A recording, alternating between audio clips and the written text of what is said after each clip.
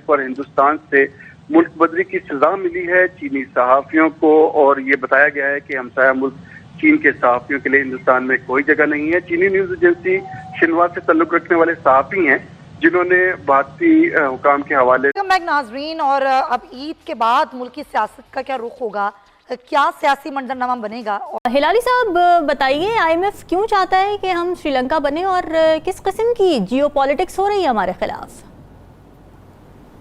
पता नहीं, ये मेरे ख्याल में दार साहब को आके एक्सप्लेन करना चाहिए। एजेंट बेनकाब हो गया है। इंसानी स्मगलर की शहरी से रकम बटोरने की वीडियो बोल न्यूज पर। एजेंट ने लिबिया पहुंचाने के लिए वालिदैन से 13 लाख रुपए लिए। ये बताया गया है कि हमसाया मुल्क चीन के सहाफियों के लिए हिंदुस्तान में कोई जगह नहीं है। चीनी न्यूज एजेंसी शिन्हुआ से ताल्लुक रखने वाले सहाफी हैं जिन्होंने भारतीय हुकाम के हवाले से कुछ रिपोर्ट की थी, तो उनको न सिर्फ भारत छोड़ना पड़ गया है, उनके जो चीनी वीजा था, सहाफी वीजा, उसमें भी तोसी नहीं की गई। पिछले हफ्ते उन्होंने अपने मुल्क वापस रवाना हो चुके हैं। ये करूँगा, दुबई में जरदारी साहब और नवाज शरीफ साहब की मीटिंग्स जो हैं वो हो रही हैं, लेकिन अभी तक ये पता चला है या बताया जा रहा है, ज़राए ये कह रहे हैं कि कोई एग्रीमेंट नहीं हो पा रहा। और डेफिनेटली जो अहम मुलाकातें अभी दुबई में हुई, जहाँ हमने देखा कि मरकज़ था दुबई मीटिंग्स के हवाले से ख़ास तौर पर, जिसमें एजेंट नौजवान की रिहाई के लिए 5 लाख का मुतालिबा कर रहा है, यह अहल खाना की जानिब से कहा गया है। ये वीडियो सामने आ गई है। एक और इंसानी स्मगलर की हाफिजाबाद में गैर कानूनी यूरोप भिजवाने वाला एजेंट बेनकाब हुआ है। इंसानी स्मगलर की शहरी से रकम लेते हुए वीडियो बोल न्यूज़ पर। इलेक्शंस की तारीख के हवाले से भी इख्तलाफ है, सीट एडजस्टमेंट पर भी इख्तलाफ है, मंजरनामा क्या होगा उस पर भी इख्तलाफ है। तो आपको लगता है कि ये जो इख्तलाफ है बज़ाहिर ये एक दूसरे से बारगेन करने की कोशिश है, but at the end of the day ये ज़रूर एग्रीमेंट करेंगे, क्योंकि अगर इनको नज़र आ रहा है कि अगर इनका आपस में इत्तफाक या इत्तेहाद नहीं हुआ तो इनको पॉलिटिकली नुकसान हो सकता है। जी, आप बिल्कुल ठीक कह रहे हैं, और आपने पहले जब वक्फे से पहले कहा था कि आपकी इत्तला ये है कि अभी IMF के साथ मामलात के हवाले से डेडलाइन सर पर। पाकिस्तान के पास सिर्फ 2 ऑप्शन बाकी, नौवा जायजा मुकम्मल हो और $1.2 अरब की किस्त जारी हो, या फिर IMF से $2.5 अरब का नया स्टैंड बाय एग्रीमेंट किया जाए। पाकिस्तान की IMF से स्टैंड बाय एग्रीमेंट का साइज बढ़ाकर $3.5 अरब करने की दरखास्त। जी, बहुत ही बिसाइड हालात हैं। आप जानती हैं जब इकोनॉमिक डाउनटर्न आता है जैसे पाकिस्तान में आया हुआ है इस वक्त, तो इंडस्ट्रियां बंद होती हैं। बहुत सारे हमारे ऐसे साथी हैं जो कि डेली वेज वर्कर्स होते हैं और वो फॉरेन अनएम्प्लॉयमेंट का शिकार हो जाते हैं। इसी तरीके से बहुत सारे स्किल्ड वर्कर्स ने भी अनएम्प्लॉयमेंट देखी है इस टाइम में। कोविड भी आया है, तो ओवरऑल पाकिस्तान के लिए बुरे हालात रहे हैं। और एक लंबा सा एक्सप्लेनेशन होना चाहिए, आवाम जानना चाहेगी कि ये क्यों ऐसे बातें कर रहे हैं। देखिए, 2-3 चीज़ें जल्दी से मैं आपको बता देता हूँ। इनके लफ्ज़ को तो छोड़ें, ब्लैकमेल और प्लेइंग जियोपॉलिटिक्स और मैं नहीं परवाह करता IMF, I don't care for the IMF, वो सब छोड़ दें फिलहाल। एक्शंस पे इनके देखें। ये जो एग्रीमेंट है IMF के साथ, ये क्यों एग्रीमेंट ये हो रहा है? इसलिए हो रहा है कि आप गलत चीज़ें पे पैसे खर्च रहे हैं और इस वक्त आप बैंकरप्ट हो गए। तो ये जो बजट आया है इसमें आपने क्या सीखा है?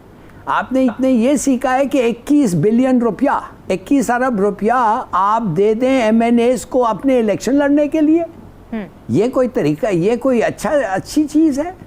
आपने कह दिया है कि $1 लाख बाहर से जो भी ले आए कोई सवाल उससे नहीं पूछ सकता। माफ करिए, क्या आप चाहते हैं एक और लेटर, एक और ख़त चाहते हैं आप फाटैफ से? आप फाटैफ को कहना चाहते हैं वापस आप ग्रे लिस्ट पे चले जाएं? आप लोगों के तनख्वाह और पेंशन बढ़ा रहे हैं, बड़ी अच्छी बात है, बढ़ा रहे हैं, मगर पैसे हैं बढ़ाने के लिए कि नहीं? IMF पूछ रहा है और जवाब भी दे रहा है कि आपके पास ऐसे पैसे हैं ही नहीं। तो आप हैं क्या, इकोनॉमिस्ट हैं? क्या हैं आप? देखिए, एक और चीज़ की बात बताऊं, एक्सचेंज रेट फ्लेक्सिबिलिटी। जब देखो ये पैसे खर्च रहे हैं कि पाकिस्तानी रुपया तगड़ा हो।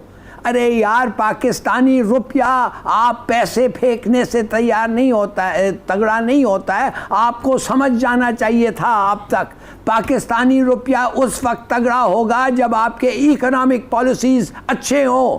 Good policies makes strengthens the economy. और tampering with the exchange rate ऐसे वक्त IMF ने कहा है आपको वेस्टफुल है, और हिस्ट्री भी बताता है वेस्टफुल है, मगर आपको परवाह नहीं है।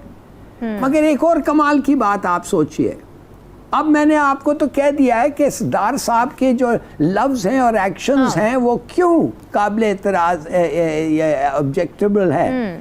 मियां नवाज शरीफ खुद वहाँ पर थे, आसिफ अली जरदारी थे, फिर अलीम खान पहुँचे, बिलावल भुट्टो पहुँचे, फिर चले वो पहले बात शुरू करते हैं कि मजमूई सियासी सूरत हाल क्या है।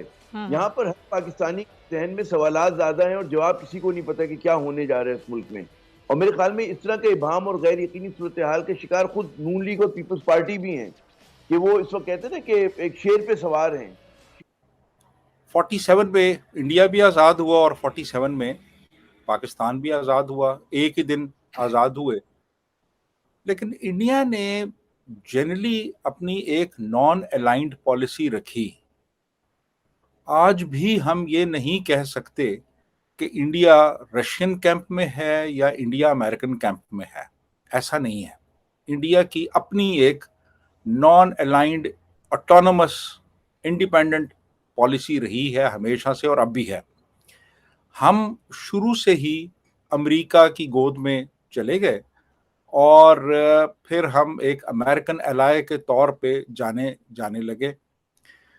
तो अब इस वक्त जो एक प्राइम मिनिस्टर मोदी का विजिट है अमेरिका का, उसको जो यहाँ का पढ़ा लिखा इंटेलेक्चुअल तबका है तो वो एक उसको इस हवाले से देख रहा है कि इतनी सक्सेसफुल फॉरेन पॉलिसी कि आपने रूस को भी नाराज नहीं किया, आपने अमेरिका को भी नाराज नहीं किया, आपने यूरोप को भी नाराज नहीं किया, आप ऑस्ट्रेलिया के साथ भी हैं, आप इजिप्ट के साथ भी खड़े हैं, आप मुस्लिम वर्ल्ड की जितनी बड़ी बड़ी जो रियासतें हैं वो भी आपको हाईएस्ट सिविल अवार्ड्स दे रही हैं, और आप अमेरिका गए हैं और इतनी एक सब्सटेंटिव आपने वहां पे जाके अचीवमेंट्स की हैं। और ये सारी चीजें हम तो बड़े रश्क से देख रहे हैं जी कि प्राइम मिनिस्टर मोदी की जो अचीवमेंट्स हैं वो अनमैच्ड हैं। यानी एक बंदा अपना गर्विदा बना लेगा पूरी दुनिया को, और यानी आप ये अंदाजा लगाएं कि इवन अमेरिका में आप देख लें कि 2005 में अमेरिका ने प्राइम मिनिस्टर मोदी को वीजा देने से इनकार कर दिया, और वही बंदा अभी एक रेड कार्पेट ले रहा है अमेरिका में और कांग्रेस को एड्रेस कर रहा है और स्टेट विजिट हो रहा है उसका। हालांकि state visit generally head of the states के लिए होता है, हेड ऑफ द गवर्नमेंट्स के लिए नहीं होता, हेड ऑफ गवर्नमेंट के लिए नहीं होता, ये हेड ऑफ स्टेट के लिए होता है। तो ये बहरहाल अमेरिकन ने समझ लें कि बिल्कुल आउट ऑफ द वे जाके उन्होंने एक स्टेट विजिट दिया है, रेड कार्पेट दिया है, और हाईएस्ट लेवल ऑफ प्रोटोकॉल है ये, और हाईएस्ट लेवल ऑफ एक्सचेंज है बिटवीन टू गवर्नमेंट्स। जनाब, वर्ल्ड ऑफ स्टैटिस्टिक्स ने बेरोजगारी के जो अदाद-ओ-शुमार शामिल किए हैं उसके मुताबिक पाकिस्तान 6.5% शरह बेरोजगारी के साथ 24वें नंबर पर है। और डेफिनेटली यही वो मायूसी है बेरोजगारी की वजह से जो नौजवानों में आती है, और वो फिर मुल्क छोड़ने का फैसला करते हैं और फिर यूनान जैसे हादसे हमारे सामने होते हैं।